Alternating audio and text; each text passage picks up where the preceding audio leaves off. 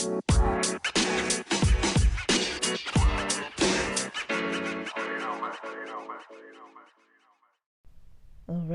Theory and Theology, what's up? Welcome back to the podcast.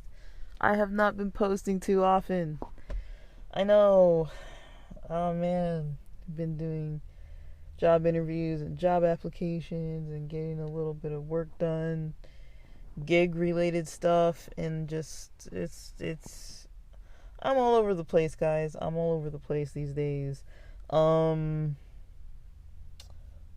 it's working out. I wanted to talk about prayer. I started kind of ranting elsewhere, and I was like, let me just table this and bring it to the correct location. So it's a loaded topic, so I don't even know. Like, I'm not trying to piss people off. I'm never.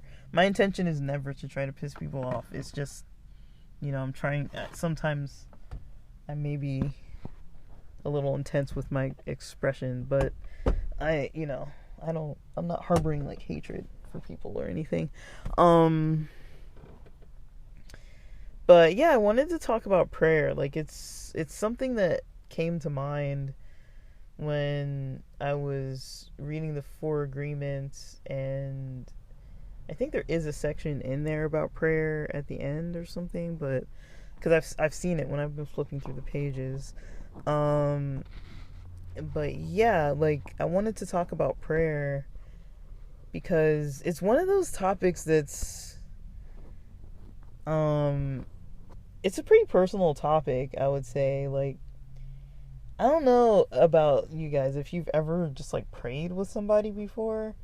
There's different types, right? If you have prayed with people, there's the very distant type, right, of prayer where you're praying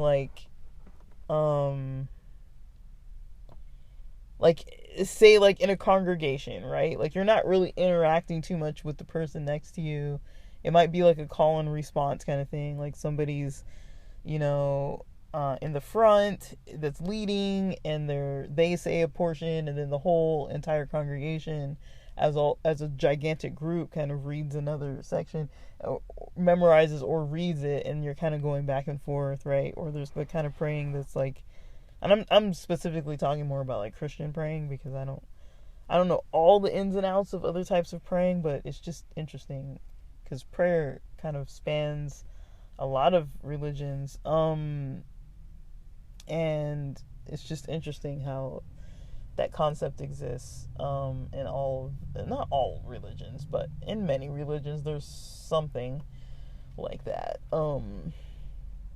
But yeah, that experience with praying with a congregation is kind of especially if you don't know the congregation and it's just in a bulletin or on a screen or something you've memorized, it's kind of okay, that's how this is, or when the prayers are kind of sung, kind of a singing or chanting kind of praying, that can be kind of cool, especially if it's a group or a few people doing it together. It's kind of a cool thing to experience. Musically, if you like melodic stuff and music and stuff like that, usually that's kind of cool. I would say you don't really find a lot of music like that in a lot of mainstream modern cultures. But it is kind of an ancient, it's kind of interesting because it's usually this ancient style or these ancient types of prayers and stuff, and it's just interesting to me how that kind of stuff is what gets memorized and passed down. Yeah, the music's gonna change and all, who knows what they were singing way back, the music changes, songs kind of come and go and stuff like that, but it seems the prayers, I don't know, they probably adapt and change over time too, because I've heard different things about some prayers before too, but it's just interesting. I always find it interesting how prayer in Judaism and prayer in Christianity looks so different a lot of times.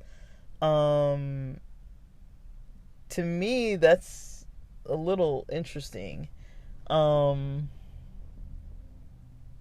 I think it's called davening.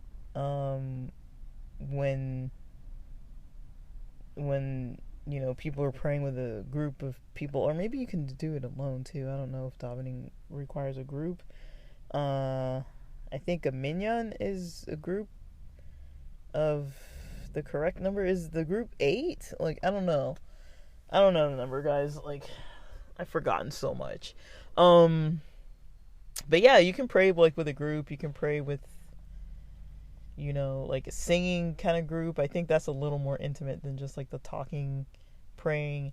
You can pray kind of like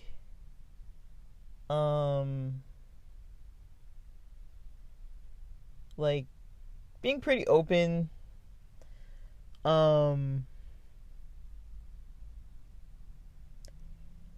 Like with other people, with a group of people. That usually requires a safe space. I can never recommend for people to just like do that if they don't really know people and actually going deep into stuff. Like, sometimes, I don't know if you guys have ever been in these situations where it's like you'll be in a prayer or in a group and somebody's like, pick somebody to pray or something, and then somebody picks somebody, and maybe it's like teasing, like, okay, we'll pick this person. Like, I had that happen to me before when I was at like a church bonfire and I was like in my 20s or maybe 30s, and then some kids I used to work at a school with, like, I used to work at their school when they were a lot younger, and so I hadn't seen them in probably like 5 or 6 years, and they went to the church and they like remembered me at the bonfire, and when they were going to pray at the end, the pastor asked one of the kids to choose someone to pray, and then one of the kids chose me. So I was like, all right. And so I did, but it's like that prayer actually felt pretty connected to the prayer, which I was pretty surprised, because usually in those situations it's like a group of people that I'm usually not like that around, but because I was with somebody at that event that I was like really good with, like we had a really good connection, so I think that actually contributed. Strangely, if it was just me by myself or me hanging out with different people that I knew, like friends from that church or whatever, I probably would have just done the casual, prayer, just like, the phrases that just kind of naturally come out, but you're not really thinking about them. You're just like, thank you for this day, and like, like, thank you for this or that, and like, help this person or help that, like, it's not really too genuine. Like, it's not genuine. Like, there's some thought into it, but it's not like really like your own emotions put into it. It's kind of just like the words that that, like, okay, like, this is kind of general enough to kind of like help people feel like they got prayed for, while we were doing this. Like, I don't even know what the point is. It's like, am I praying for everybody? Am I praying on behalf of everyone? Like, what's even going on here? But it's an interesting thing too, especially when somebody chooses you to pray. You can't just be like, I'm not gonna pray. It's like, I mean, you really aren't obligated to do it, but it's like, if you're a member of the church and have been there for like a really long time, it might be a little odd to not pray when somebody calls you to do it, especially if it's like at a bonfire or something. Like, it's not even like go up in front of the church and do it. It's like you're literally sitting right here just like chilling by a fire at the beach or whatever. So I don't know, like, I've found that interesting though, because those prayers to me are like they can be a little odd. I kind of felt like, okay, they want to do this to wrap it up because it's like a religious event, so that kind of makes sense, when we're worshiping together in some form or fellowshipping or something. But it's just weird. It's always been a little weird for me. Like, some people probably like it or else they wouldn't do it, but it's like, to just be praying and doing it like out in the middle of anywhere, the beach, the park, the hiking trails, like in the middle of a restaurant or something, it's kind of like, it's a little, there's nothing wrong with it. I don't think there's anything wrong with it. If you want to pray, like, it's fine, but it's like, it's odd. Like, it does seem like a personal thing, and like there are some things that I like like I don't have a Bible like in front of me. I'm sitting outside. But there's this uh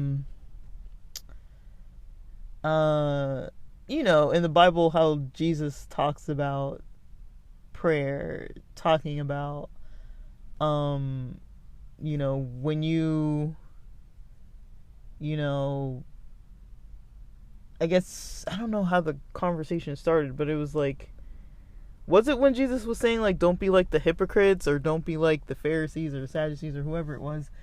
But I don't know if it was like something about hypocrites, but he was saying don't be like them because you know, they wear their phylacteries broad and wide and like have their tassels long, like basically like in Judaism, people who are religious when they're praying or certain times of worship, but I think it has to do with praying. But I've seen people wear it at other times as well, and I don't know if they're praying or what. But a tefillin, like on the head and on the arm, those black boxes that have like scriptures in them, and like they're created by all these different rules and dimensions and everything. Very specified, and the types of materials and everything. For them to be kosher, they have to be kosher pretty much. And then there's this shawl. There's a prayer shawl. It goes like kind of over the shoulders, or some people put it like partially over the head and over the shoulders.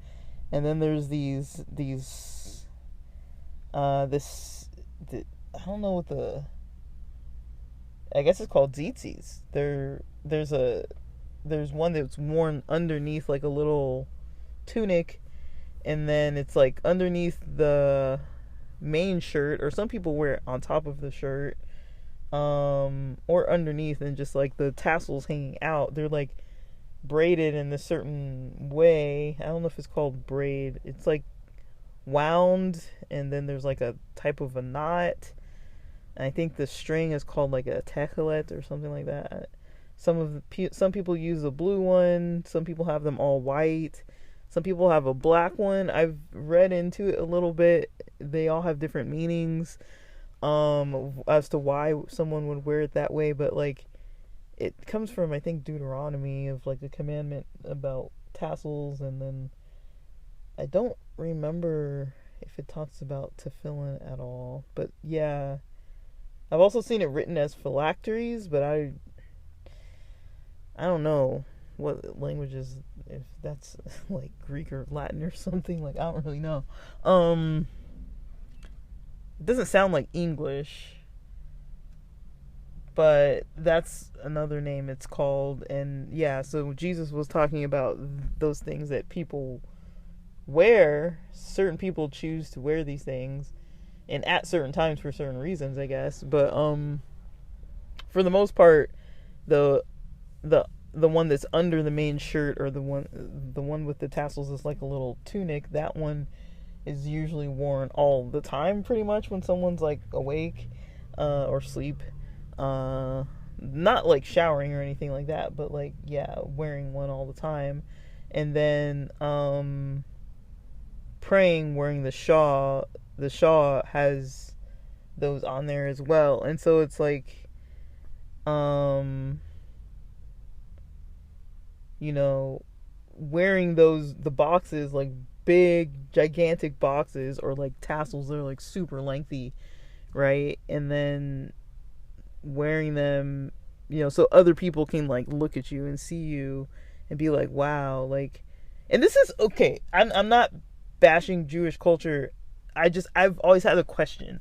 And so one question that I've had is, a lot of the required traditional garb and items that people use for like different parts of worship and lifestyle, they come in various price ranges, and I've always wondered, you know, it, because to me, I first took it one way. There was one time that I took it as like show off, kind of like you buy something, like, I don't know why I had this negative attitude towards it, but maybe it was because I liked a lot of those cultural things, and at that time I really couldn't really afford them, because I was like, oh, if I want the kosher one, it's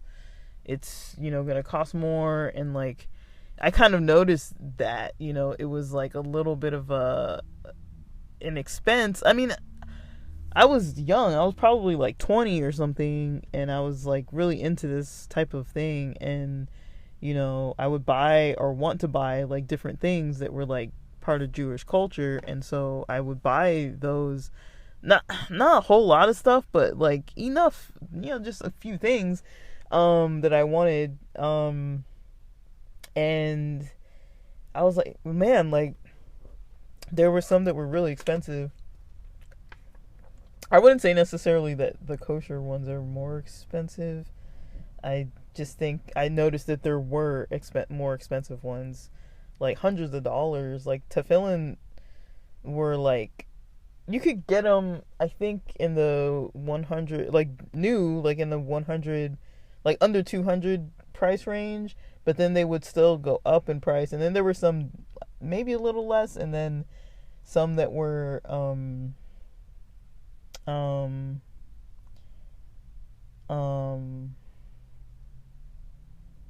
like, I don't know, kind of like used. And there was a point that I actually was gonna sell them online, but something about it, I was like, no, these are mine. I bought them for a reason, and they're mine. I'm gonna keep them. Like, I don't know, something about it felt like weird to like. I bought it with money, but it felt weird to kind of like sell it for the money. I was like, I could buy a concert ticket with this or something. Like, I don't know what I was gonna buy, but I was just thinking about that, and I was like, I'm not Jewish. I'm not religiously Jewish, but there are different things of multiple types of religions that I've practiced or tried just to see how it felt or what it was like. And there was a time where I kind of learned how to rap tefillin and do all these things, and I was like, I don't know exactly what I'm doing, but I'm like, it was an experience, and so I liked it and enjoyed doing it. And like, to me, it's kind of like, I remember having those experiences and things. Like, there's some importance to it, but also it's like I don't fully identify with it as like part of my own personal culture or people's history necessarily, like directly in that way. But I find it like valuable, like and yeah, like there were always things like that where I would, at first I thought kind of negatively about it, and like having to purchase things for a certain price range that felt expensive at the time. I guess for what it was like, I'm just doing this to like practice some religious thing. Like, why should I have to pay this much money? Like, in Christianity, I didn't really grow up with anything like that where you were really having to have something that, I mean, like, technically a lot of things, if you really wanted to, you could probably make them yourself. Maybe. I mean, like, I don't know. There's got to be rules. I think there's rules about like what makes something kosher and not kosher, and all the dimensions of whatever it is. There's like multiple different types of items, and I don't know if items is the right word, guys. I don't know how to talk about these types of things. Although I need to figure out the terminology if I'm going to talk about it, but it's not really day-to-day conversation for me.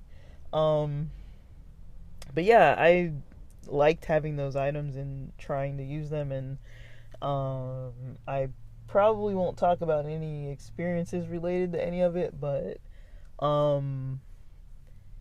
I've tried to use it, and that's about as far as I want to really explain. And I purchased it, and I'm not of that religion, but I still have certain items, and they are of value to me though. But I mean, they're,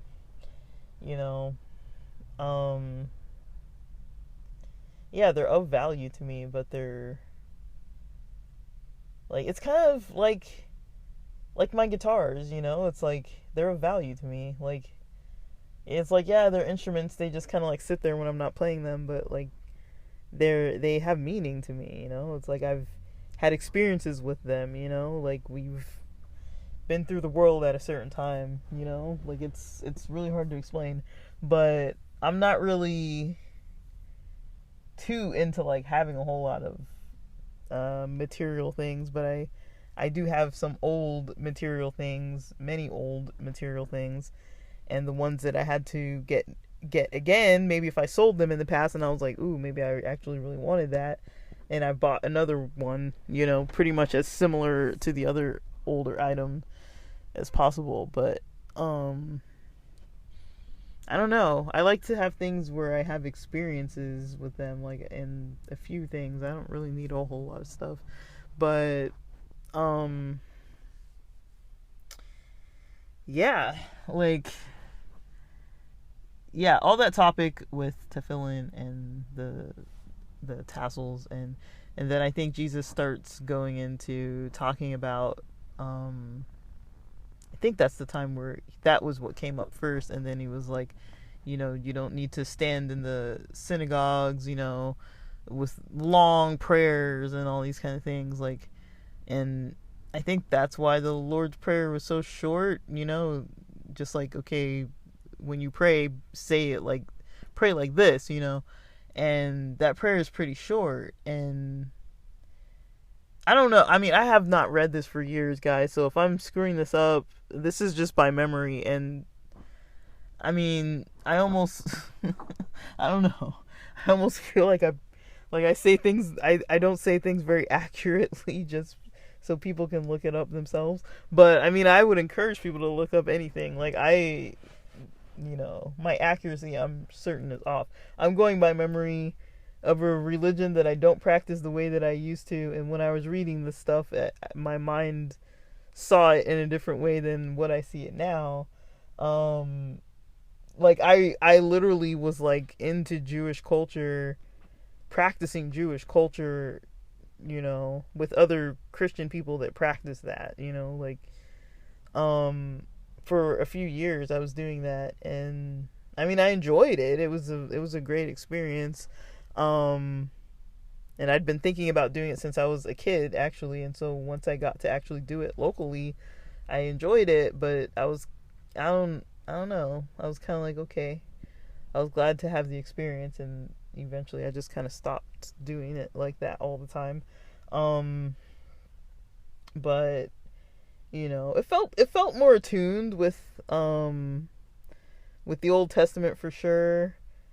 More attuned with Jewish culture and a lot of the stuff that is talked about in the Old Testament, or even like talking about Jesus' life from like a Jewish perspective and the stuff he was talking about. I kind of like that a lot, actually. It kind of gave me a different perspective on things, because it is kind of interesting being raised and growing up around, you know, Christian religion that sees Jesus without the Judaism.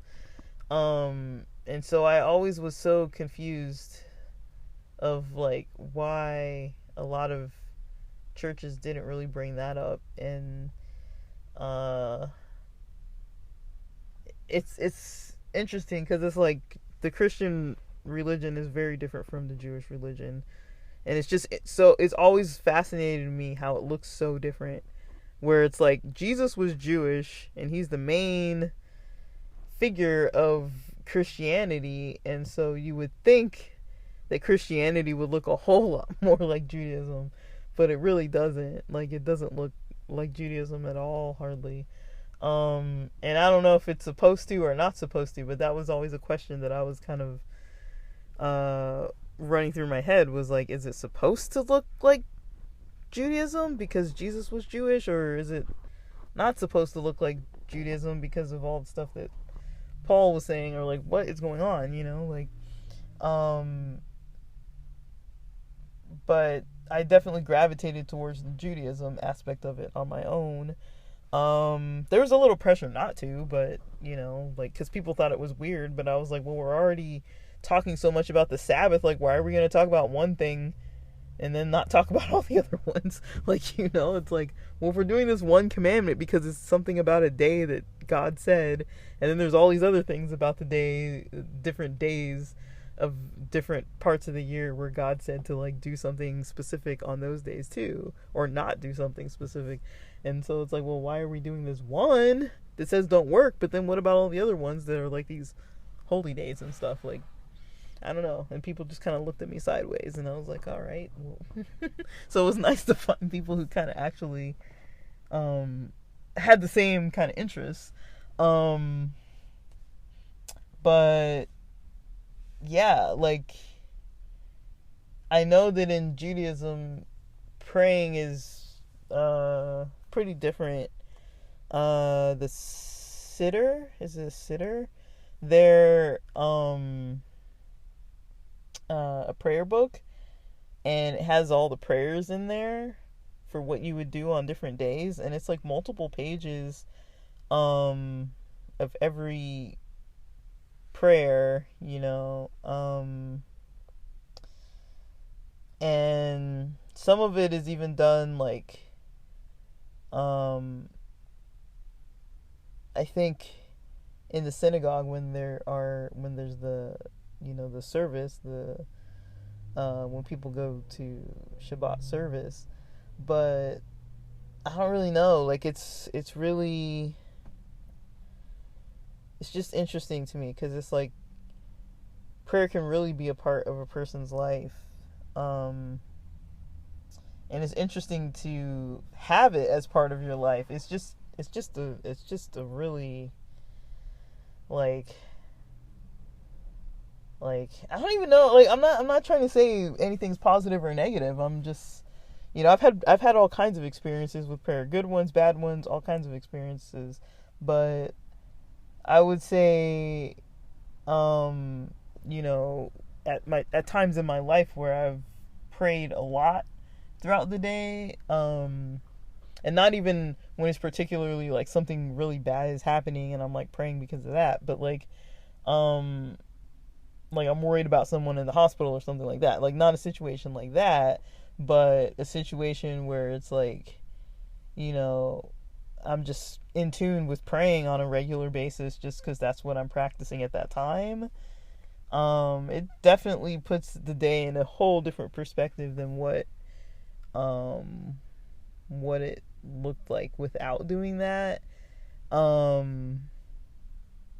It just, everything did feel a little bit more supported and kind of like, okay, I kind of got this. Like, even if I would worry or doubt about something, there was a lot more like direction and focus, and being able to kind of be like, all right, like, talk yourself through this and like get ideas to like deal with things, even if it was like a little thing, or happiness about the big thing, the little things, and like just kind of focusing on what's happening and reflecting it back, and on a very regular basis. And if you believe this is happening between communication with a higher power at the same time, it's kind of an intense way to go about a day. Like, it's it is very focused, and I don't really know how I feel about it. Like, it's like I've definitely had a lot of intense days doing that. Like I've had all kinds of experiences with prayer that they're just not easy to talk about. Like, it makes me a little bit uneasy, and it kind of creeps me out, to be honest. Like, it's kind of like, it's something I don't really play with. So it's like, if I don't really want to do it, I kind of just don't do it. And I've definitely had experiences that, I've challenged certain things and felt like there was some kind of answer immediately and directly enough that it's hard for me to really question, would that have happened without that prayer in place or something like that. Just because of the timing of things. Like, I think I've talked about on here once when I was talking about Halloween, I think, where I had this experience way back where I was still in this, like, I don't know if it was a youth group, teen group. It was it might have been like a collegiate group or high school group. But we were old enough, I guess, to go in cars, like in our own transportation, I think. So we must have been in like college, because most of the people I knew weren't really driving too much in high school. Like, they could maybe, but they didn't really know. Like, they didn't have cars, I don't think. Some of us had like older siblings and stuff that would take us around, but if it wasn't like a church sponsored thing, like I remember it was a Halloween Not Scary Farm event where it's like, it's about Halloween basically, and like celebrating Halloween, but it's not just on Halloween, it's like multiple days. I don't know if it's like before and after and on, but it's like multiple days near Halloween time, and you can pay, and it's like a special kind of event where like at night it gets like kind of spooky, and like, there's people like jumping out and popping out, and there's like all these like haunted houses, and I think you could still go on the rides and eat and just treat it like a normal theme park. And sometimes I think people wear costumes, and then there's people like jumping out at you and stuff like in certain parts of the park, and it was just people scaring you, or you could purposely go into those like scary halls or whatever where you're like walking through and getting like scared on purpose. It's just, I don't know. I went one year, and then I think I was gonna go the second year. And this, I guess the youth pastor's daughter was gonna go to Not Scary Farm, and he told her, I don't know if he said that she couldn't go, or didn't want her to go, and they said that they kind of were like encouraging us not to go, but he can't tell us what to do, kind of thing, kind of like guilt tripping us about like it's celebrating Halloween, and like, do you know what that means, and like, basically saying like he doesn't like the idea of us doing it, and he's kind of mentioning it. Because to me, I was like, yeah, I know the church doesn't agree, but to have somebody like outright be like, I don't think you guys should be doing this. And it's just hitting me now. Like, he did not really tell us stuff like that. Like, he wasn't usually like, I don't know, like he was pretty understanding. Like, we could be teens around him, and he wasn't like, like, I don't know, like he wasn't like it wouldn't be the same as like if I was like hanging out with my parents. Like, I would probably have been a little less like rowdy and like, a little more well behaved, and like I wasn't like a brat with him or anything, but like, we were good kids and stuff. But he was, like, you kind of like, he would take us to like these Christian rock concerts and stuff, and like listen to the music, and like take us backpacking and hiking and all snowboarding and all kinds of stuff. And so it was like, we had a different relationship with him. He would provide events where we could go and do our Adventist stuff at the same time, but like we would practice the religion while we were doing these things, but they were actually like really fun activities and stuff. It wasn't just like sit around inside the church building in our little room and like talk about the Bible. Like, we actually like did stuff. I hung out at his house, and like every Friday night he'd order pizza and like sodas, and we would sit there and discuss. Usually it was like Bible topics or some kind of topic, spiritual topic of some form, and it was like every Friday night we did that. And then he was also our Sabbath school teacher a lot of the time. So like, yeah, he was always awesome. And like, he would debate us on all kinds of stuff, but it was like, when I think of it now, I'm like, he never was really telling us, oh, don't do this. Like, we would go to movies all the time. He never really told us not to go to movies, and we would do all kinds of stuff that the church said don't do, and he would never really say like, oh, don't do that. But with this specific thing, when I think of it now, I'm like, wow, that's probably the only thing he's ever told us like not to do. But then, like, anyways, like, he was like closing out this, youth group meeting, and we were gonna pray at the end, and like right when he was saying this at the end, and I was like, well, why don't we ask God, to give us a sign or something? And like, I was kind of being like obnoxious, but I kind of maybe meant it. Like, I don't think I was being completely like, we're not gonna get a sign or whatever. Like, I think I kind of meant it, but I was kind of like, I don't know. And then that night there was this little earthquake, and this was a Friday night, and so then Saturday we had to go to church, and he was our Sabbath school teacher, and he was like, yeah, did you get your sign? And I was like, shoot. So yeah, like that's kind of like a fun experience that I like to share, because I'm like oh shoot, like that was interesting. And it wasn't like a massive earthquake or anything, but like a lot of us felt it, and we're talking about it the next day. And so I was a little freaked out by that, especially with the timing. And it's like, I've had experiences like that, like not like probably a lot more than I remember, but yeah, like I used to actively just practice different things, and I kind of learned like not to really play around with it. I'm just like, if I'm not gonna do it, just leave it alone. But if I'm gonna do it, like mean it.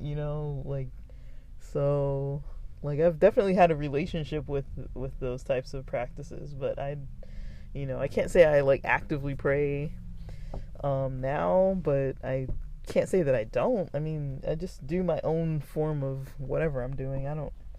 I don't think I do a lot of things traditionally the way I was taught to do them, or believe a lot of things traditionally the way it was told to me. But I could say that a lot of how I was raised, a lot of what I was taught, there's definitely like an overlap in my life of how I make different decisions in my life. Like, I wouldn't say that like I look like an Adventist when I'm walking around in the world and making the choices I make. Like, people wouldn't be like, oh yeah, I could tell, by the decisions you were making. Like, no, but I do think I'm definitely different though. And it's in a way that it's really hard for me to really put a finger on, but it's like, like being like growing up around so much religion and so much thinking about it, like in a way that like wasn't like a turnoff for me. Like, I was totally like into it, like in a way that was like I liked learning about that kind of stuff. I liked the history of it. I liked understanding different things, and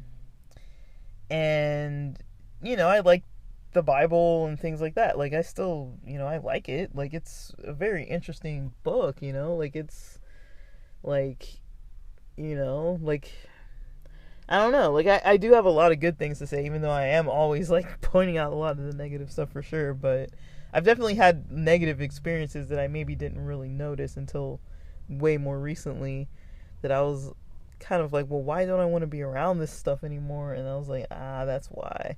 Now I'm kind of getting it more and more. But yeah, like, I think when I was doing, praying and stuff like that, I definitely had experiences that were very unique. There's a lot that I would just rather not talk about it, because it's like, I think that Halloween story is the one that I willingly share, because it is very interesting. And it's like, it's true, it happened. And like, I don't know, man. I don't like to think too much into it, because it's kind of freaky. But I don't know. I'm not gonna say Halloween is evil. I mean, like, there's a lot of holidays that I don't really know what I feel about them, in all honesty. There's a lot of holidays, I don't know. Holidays are a whole other topic, but I don't know. Like, I don't know Halloween enough to really speak to what everybody talks about with the evil. Like, I would say, okay, like, I get why people say it's evil, but at the same time, it's like I I don't know. Like in the day and age that we live in, it's kind of hard to just see it as something different than like a party. Like I'll usually have parties with my friends and stuff and do some kind of social event, but usually I'm the one who plans Halloween. Like I think this last year was the first time I had actually planned something for Halloween. But I have always enjoyed Halloween, and well, spending time with my friends on Halloween. But I've always had a very conflicted relationship with it. Because I remember even that my dad said he thought it was a good idea that we weren't gonna go, and I was like, these are people that like don't really say that kind of stuff. So it's kind of like, to be like in your 20s having people that don't usually tell you too much like what to do, and for them to be just kind of like a little bit on your case about an event. It's like we paid for tickets to all kinds of events and nobody ever told us like don't go there other than this one. And so but I don't know, it is a taboo. That holiday is very taboo for most Christian churches. I don't know how I got into talking about it. Oh yeah, because of the praying. But yeah. It's such a complex topic because it's like praying. Well, I guess okay. Let me say that next. But basically, yeah, there's other types of prayer that you can do other than with groups and the singing and stuff. Like, and praying like with a small group of like friends that or family members that or someone that you actually want to pray with. Like it's an interesting experience to have. Like it can require a lot of trust to actually do it like on a deeper level, but it's a bit much sometimes, I would say. Like it kind of depends. Like it's like it's a I don't know, like it just depends because it can be superficial in a group or one-on-one kind of prayer, but it could also be like not superficial. So I don't know, like it's always just been a difficult thing to kind of navigate. But yeah, like there's just certain stuff that to me is a little like my parents, they pray, before we eat meals. Like if we're gonna eat a meal together, they'll pray. I Yeah, I don't really know what I was taught about prayer though too much. Like, you know, we've definitely practiced it a lot, but I don't think we were taught a lot about it. Um, like a little bit. We weren't taught nothing, but it's not like I feel like in Catholicism there's a lot of prayers that like, there are different types of prayers that you've memorized and you say for certain things. Like in Protestant Christianity, I don't really think there's something like that. Like that, not that we were taught, not that I know. Other than the Lord's Prayer or maybe the 23rd Psalm, I've never really heard anybody say any other thing. But I don't know. But there are a lot of prayers in the Bible. It's just, like I was never taught to like use them like that. And it was always such an interesting thing because I was like, okay, the stuff you're supposed to do, like the basic stuff, is like go to church, read your Bible, and pray. Like those are like the basics, right? If someone says they're practicing their religion, like on the surface, that's kind of what Christianity looks like. It's just like those are the things you're kind of expected to do.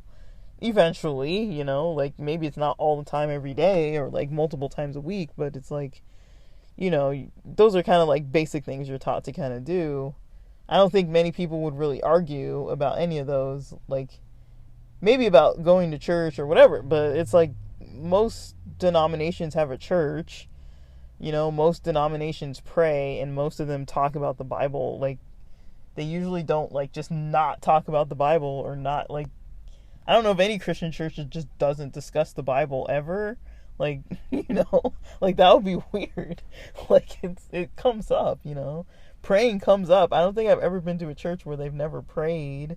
It's like, I don't know, maybe they exist, guys. They might exist, but I don't think they're common if they do exist. And I've never been to one that, you know, I've never known about a denomination where they don't go to church necessarily of some kind, you know, like, I don't know, like,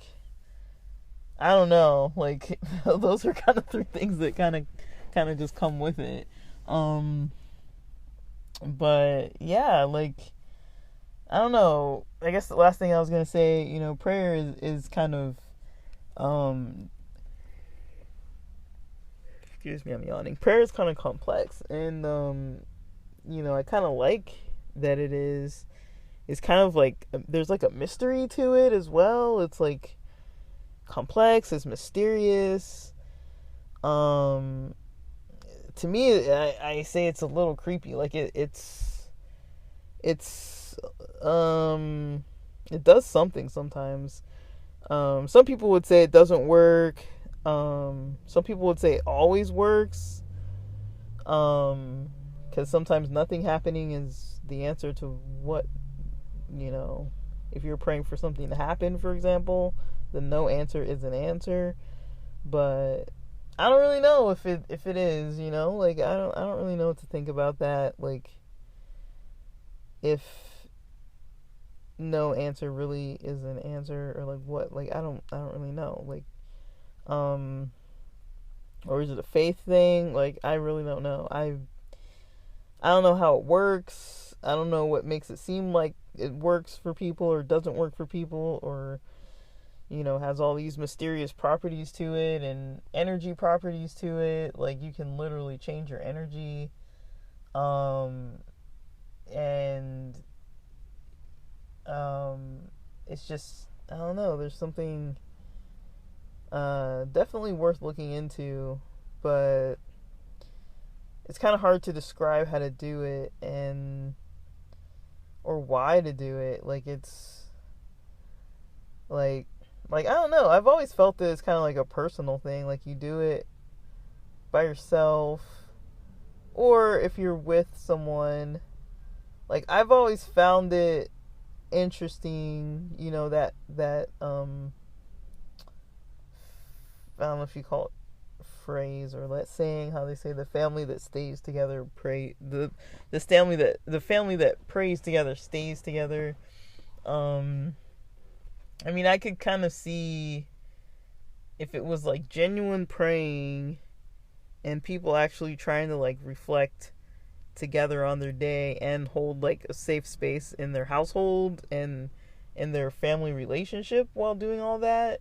I could definitely see that being a very strong looking household. But I don't know, I don't know, like, I've never experienced anything like that. Like, I would think it's possible, but I don't know. Like, I think it depends where people's minds might be, as well. Like, um,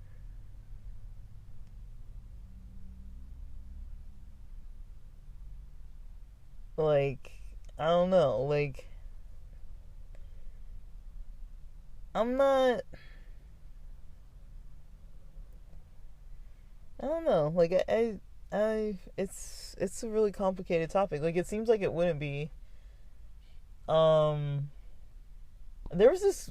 I think there's a documentary, or maybe it's a YouTube video, or maybe it's on Netflix. But I think it's on YouTube, and it's about like how people pray or something. I don't know if it's by Cut or who made that video, but it was interesting, and it was kind of cringy for me for some reason. I was like, I felt kind of weird watching it. I can't remember if I finished watching it. I feel like I watched it once and then I tried to watch it again and I was like, this makes me feel weird. It's just awkward watching people pray, like,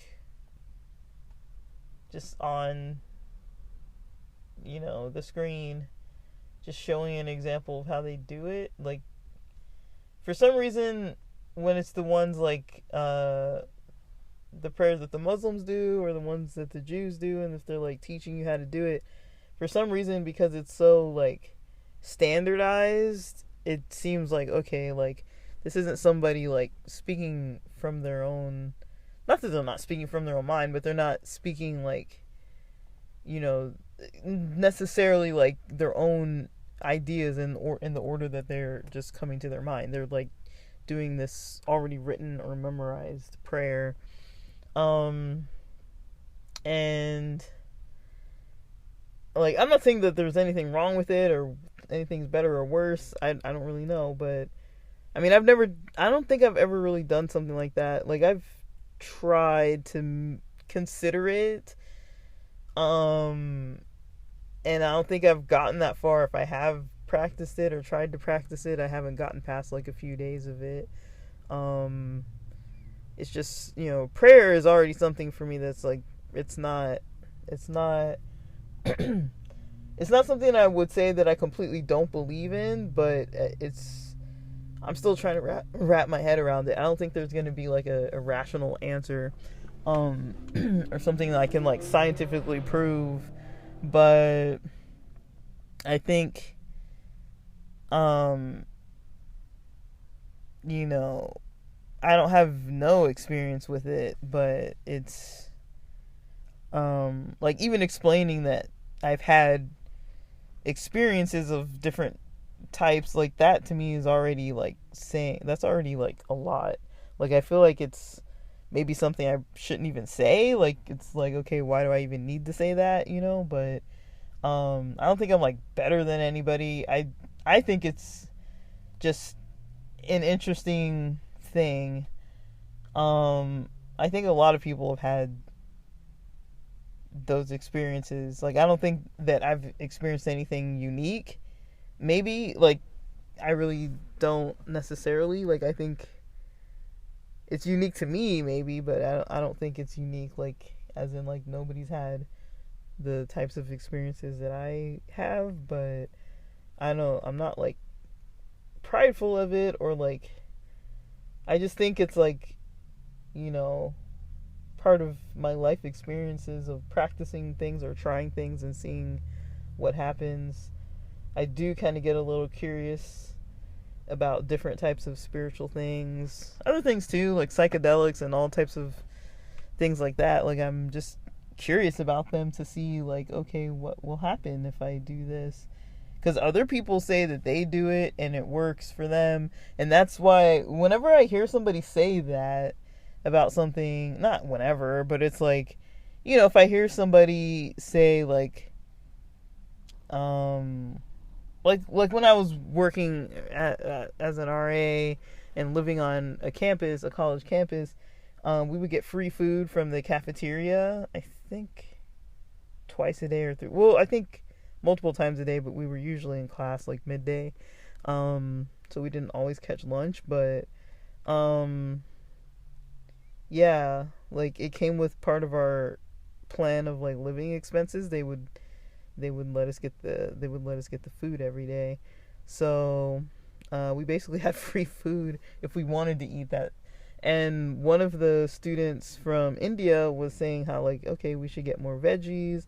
And I mean, I'd eaten Indian food before, but him and some of his friends had some influence on the menu, which was cool. I mean, like, they would let the students influence the menu because otherwise they were just going to cook whatever. But there was a pretty big population that liked Indian food, not just the ones that were from India, but the other ones who lived there as well, who were going to be eating the food, and people loved it. And so, yeah, he was mentioning that, and then mentioning, like, about salt content and things like that. And, like, I kind of learned a little bit about him, or got like a refresher about, like, yeah, we do need to eat more vegetables. And he was saying, like, how he came from a country where it's like very vegetable based diet, and I was like thinking like, yeah, Indian food compared to like other types of food that I'm used to eating, is very vegetable based, and at least the Indian food I've eaten. And so yeah, like they have meat and stuff too, like goat, chicken, different kinds of, I think there's fish. Um but yeah, like I've you know, um learned a lot about like different types of foods, different types of cultures that eat different types of foods, and health benefits, like eating Mediterranean style meals and things like that. Like that's healthy. Um, some like Japanese diet, Indian food diet. Like there's a lot of diets that are pretty healthy, um, compared to like your typical American food. Like I don't know. I'm in Southern California, so we have some pretty dang healthy food out here too. Um, there's a lot of veganism and a lot of vegetarianism and a lot of people, it's LA. Like there's plenty of healthy food even if you're eating, takeout. Like there's plenty of healthy takeout. Like calorie wise it's probably super high in calories and is really expensive, but I mean you can find healthy food out here. It's not that hard. But it's just kind of the lifestyle out this way. Like people do, there is a big health food eating, culture along the coast, especially. We're coastal, and so definitely on the coast there's a lot of healthy food, in Northern California, and even San Bernardino in some areas, and yeah, it's San Bernardino County. So yeah, like there's a lot of like healthy food around. San Diego's pretty healthy, Orange County too.